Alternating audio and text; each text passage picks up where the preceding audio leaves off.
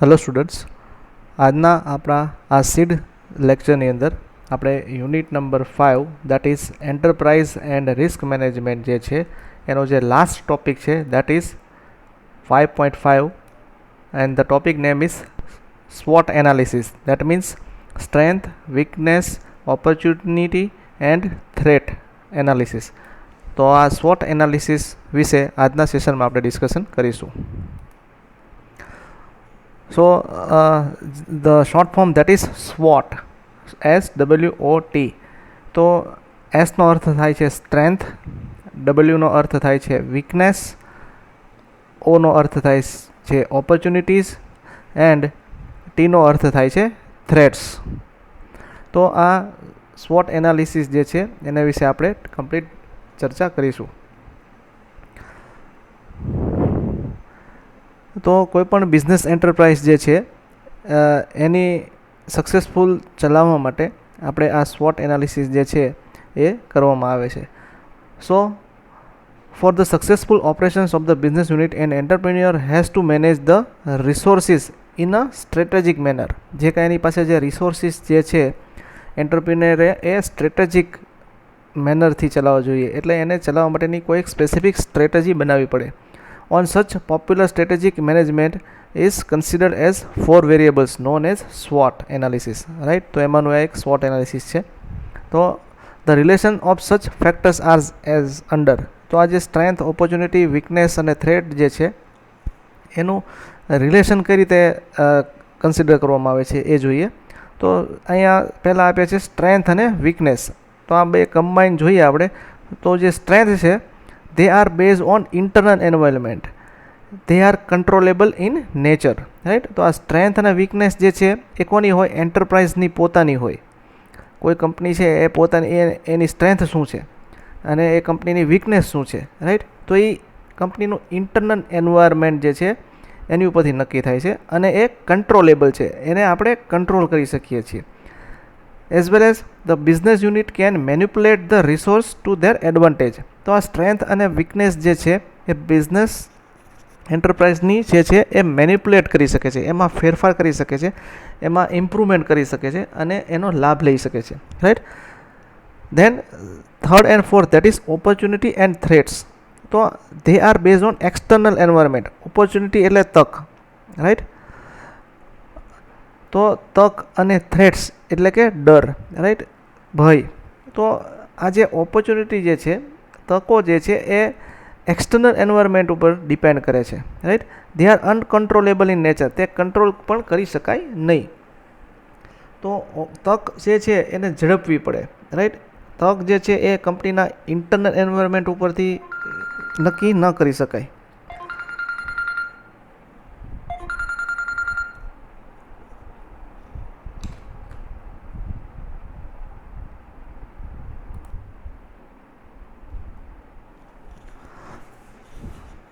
તો ઓપોર્ચ્યુનિટીઝ અને થ્રેટ્સ જે છે એ એક્સટર્નલ એન્વાયરમેન્ટ ઉપર ડિપેન્ડ કરે છે, એને આપણે કંટ્રોલ કરી શકીએ નહીં. The business unit has two adjust to them. Business unit છે એને ઓપોર્ચ્યુનિટી અને થ્રેટ્સ એટલે જે ભય છે એની સાથે એડજસ્ટ થઈને બિઝનેસ એન્ટરપ્રાઇઝ જે છે એ રન કરવી પડે. સો they are also classified as under with positive and negative effects on the business. તો સ્ટ્રેન્થ, ઓપોર્ચ્યુનિટી, વીકનેસ અને થ્રેટ્સ એની પોઝિટિવ ઇફેક્ટ શું થાય અને નેગેટિવ ઇફેક્ટ શું થાય બિઝનેસ એન્ટરપ્રાઇઝ ઉપર એ આપણે ચેક કરીએ.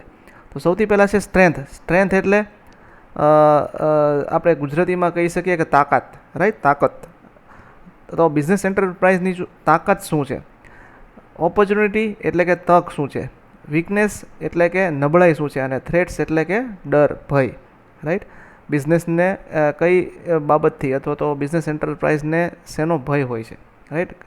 તો એ ડિપેન્ડ્સ કરે છે. તો આ સ્ટ્રેન્થ અને ઓપોર્ચ્યુનિટીની વાત કરીએ. So they have positive effects on the business. કોઈપણ એન્ટરપ્રાઇઝની સ્ટ્રેન્થ જે એ બિઝનેસની તાકાત છે, રાઈટ? બિઝનેસ એન્ટરપ્રાઇઝની તાકાત છે. They improve the profitability. Strength સારી હોય તો એ બિઝનેસને પ્રોફિટ કરવામાં વધારે મદદરૂપ નીવડે. And opens the doors of business growth. તો જે તક જે છે તકો અને તાકાત, સ્ટ્રેન્થ અને ઓપોર્ચ્યુનિટીઝ, તો એ પોઝિટિવ ઇફેક્ટ છે બિઝનેસ ઉપર એની થાય છે. એનીથી પ્રોફિટેબિલિટી વધે છે અને બિઝનેસનો ગ્રોથ પણ આ બંને પેરામીટર ઉપરથી કરી શકાય. જ્યારે બીજા બે પેરામીટર છે વીકનેસ અને થ્રેટ્સ.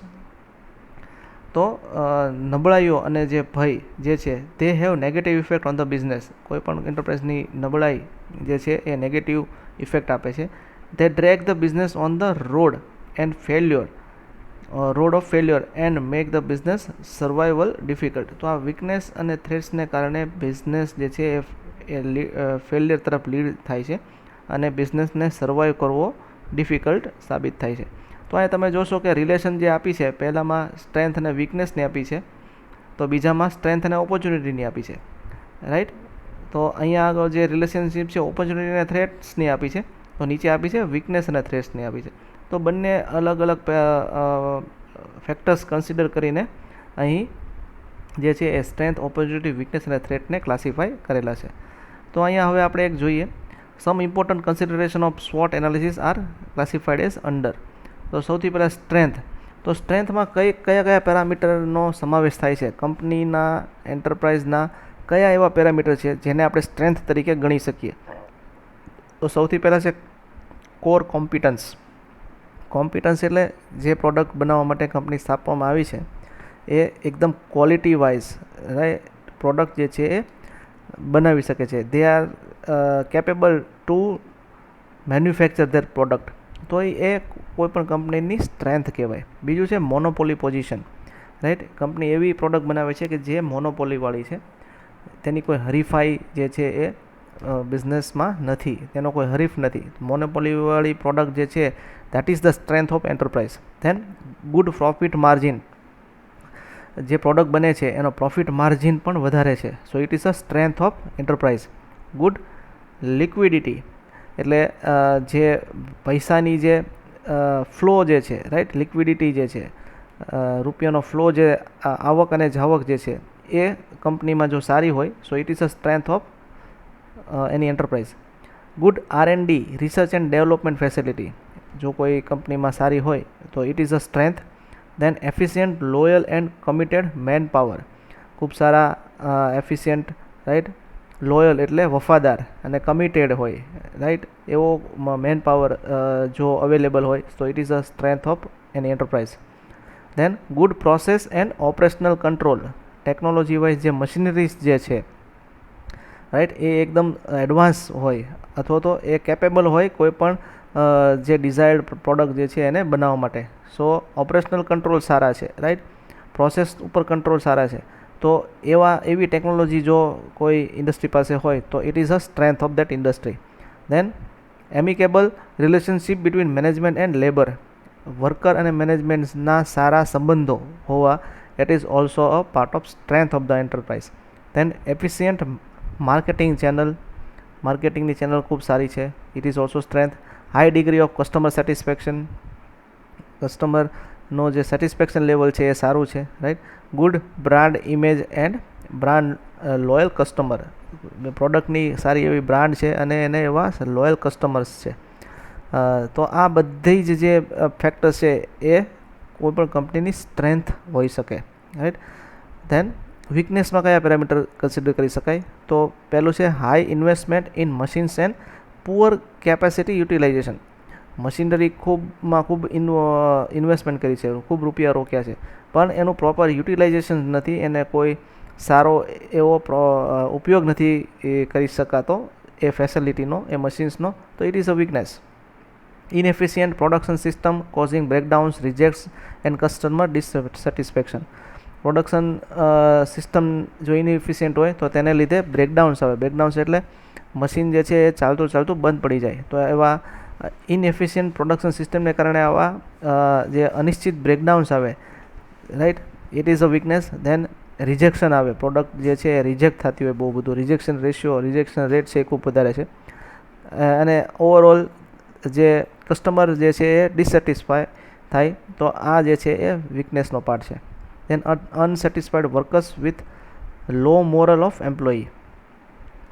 જે વર્કર્સ જે છે કંપનીમાં કામ કરતા એ કોઈના કોઈ રીતે અનસેટિસ્ફાઈડ હોય, રાઈટ.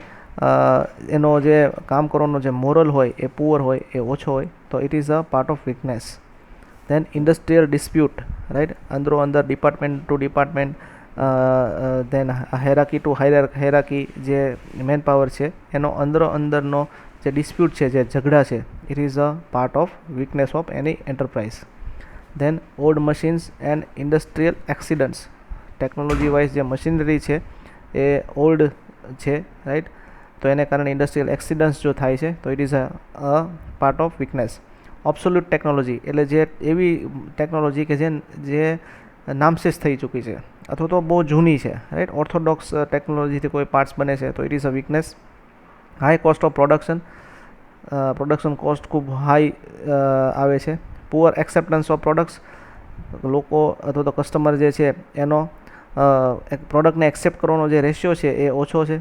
હાઈ ઓવરહેડ્સ, જે ખર્ચા જે છે કંપનીના પ્રોડક્શન સિવાયના, બરાબર, મેન્ટેનન્સ છે અથવા તો એડમિનિસ્ટ્રેશન ખર્ચા છે, right?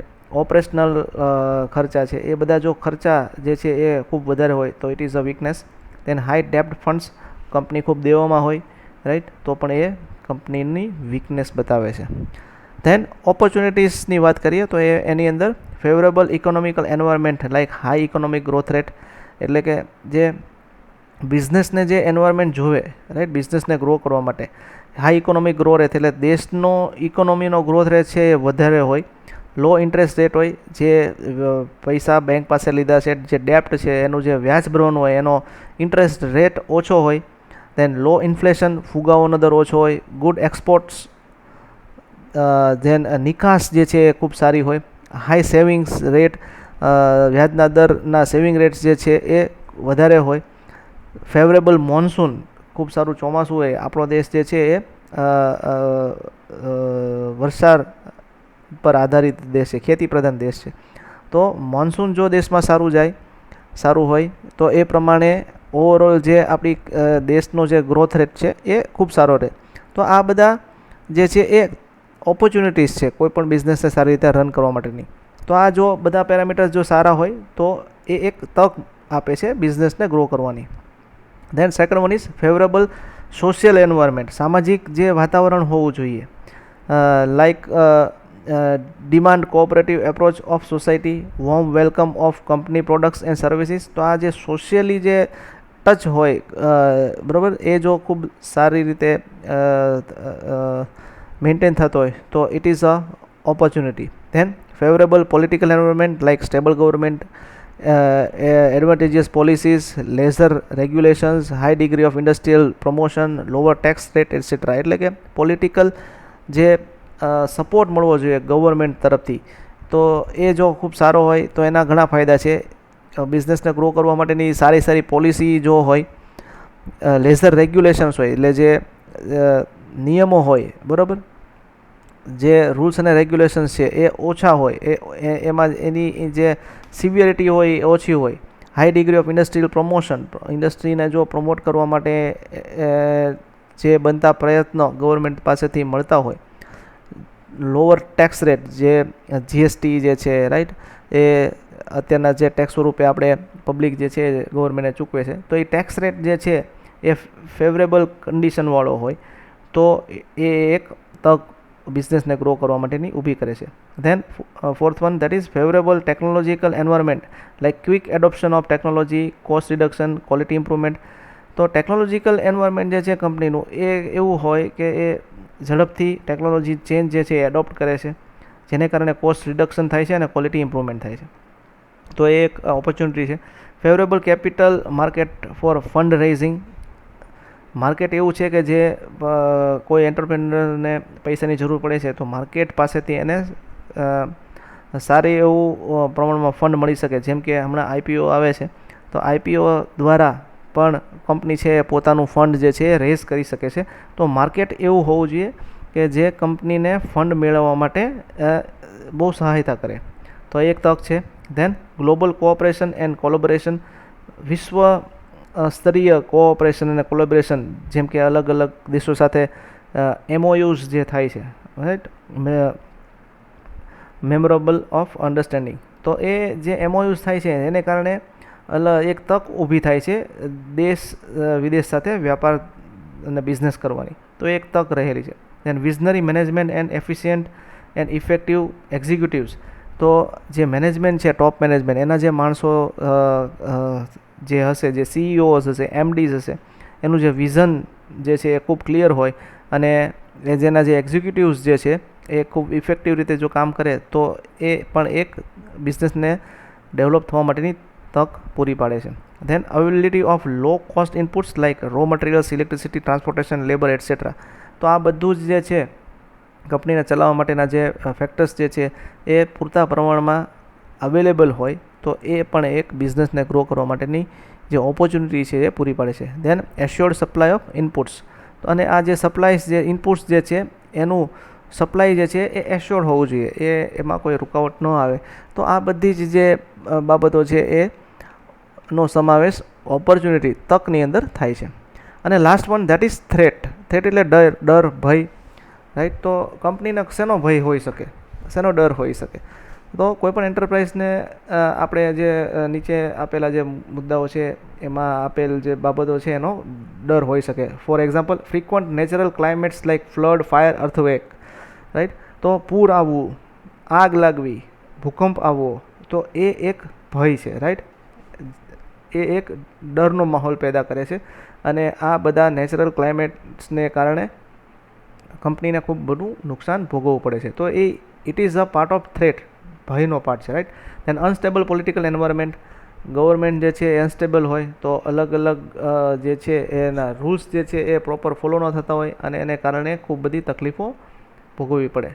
Then possibility of external invasion or internal riots, it is also part of threats. Then strong hold of trade unions and industrial disputes, જે યુનિયન્સ બનતા હોય છે વર્કરોના, તો એ વર્કરોના યુનિયન અથવા તો વર્કરોની જો ડિમાન્ડ જે છે એ જો એન્ટરપ્રિન્યોર પૂરી ના કરી શકે તો એને કારણે જે યુનિયન્સ જે છે એ સ્ટ્રાઇક્સ ઉપર ઉતરી જતા હોય છે, હડતાલ ઉપર ઉતરી જતા હોય છે, જેને કારણે પ્રોડક્શન લોસ આવે છે અને એને કારણે ઇન્ડસ્ટ્રીયલ ડિસ્પ્યુટ જે છે, ઝઘડાઓ જે છે એ ઊભા થતા હોય છે. તો આવા સ્ટ્રાઇક અને આવા ઝઘડાને લીધે એક ડરનો માહોલ પેદા થાય છે, જેને કારણે બિઝનેસને છે એ લોસ થશે અથવા તો ફેલિયર થશે. Then easy entry of competitors, it is also a threat.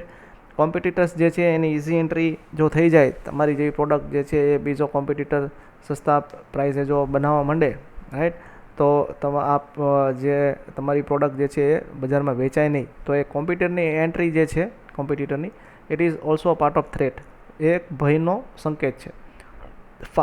Fast changing technology, કોઈ એક ટેકનોલોજી ઉપર તમારો પ્લાન્ટ જે છે એ વર્ક કરતો હોય, પરંતુ અત્યારના જમાનાની અંદર, અત્યારના સમયની અંદર જે ટેકનોલોજીનો ચેન્જ આવે છે એ બહુ ફાસ્ટ આવે છે, રાઈટ. તો એ ફાસ્ટ ટેકનોલોજીનો ચેન્જ જે છે એ એક ભયનો માહોલ ઉત્પન્ન કરે છે, કારણ કે જે એક્ઝિસ્ટિંગ ટેકનોલોજી છે એને રાતોરાત ઇમિડિયેટલી આપણે બદલી શકવાના નથી અને આપણે માર્કેટમાં ટકી પણ રહેવું છે. તો આ જે ટેકનોલોજીની જો ચેન્જ આવે છે, ફાસ્ટ જે ટેકનોલોજી ચેન્જ થાય છે, it is a part of threat. Then quick change in customs and fashions. કસ્ટમરની અંદર પણ ઘણો, it's not custom, it is customer and fashions. તો કસ્ટમરની જે લાઇક જે છે એમાં પણ બહુ બધો ઝડપથી ફેરફાર થતો હોય છે, રાઈટ. તો એને આપણે સંતોષવી સંપૂર્ણ, દેટ ઇઝ વેરી ડિફિકલ્ટ. તો it is also a part of threats. So આપણે અહીં સ્વોટ એનાલિસિસ જે કર્યું કે જેની અંદર જે આપણે દરેક સ્ટ્રેન્થ, વીકનેસ, ઓપોર્ચ્યુનિટી અને થ્રેટ્સને લગતા અલગ અલગ પેરામીટર જે ડિસ્કસ કર્યા, રાઈટ, એની ઉપરથી જે કંપની જે છે એ પોતાનું એનાલિસિસ કરશે અને આ જે વીકનેસ અને જે થ્રેટ્સ છે એને બને એટલું દૂર કરવાની ટ્રાય કરશે અને સ્ટ્રેન્થ અને ઓપોર્ચ્યુનિટીઝ જે છે એની ઉપર કંપની જે છે એ ખૂબ વધારે કામ કરી અને એને વધારે ઇમ્પ્રુવમેન્ટ લાવી શકાય એ રીતની જે સિસ્ટમ જે છે એ ગોઠવવાનો પ્રયત્ન કરશે. તો આ રીતે સ્વોટ એનાલિસિસ કરીને કંપની જે છે એ પોતાની જે એમાં રહેલી ઉણપ જે છે, જે વીકનેસ અને થ્રેટ છે એને દૂર કરી શકે છે અને પોતાની સ્ટ્રેન્થ અને ઓપોર્ચ્યુનિટીને વધારીને પોતાના બિઝનેસને ગ્રો કરી શકે છે. So this is all for this lecture. Thank you very much to watch this video.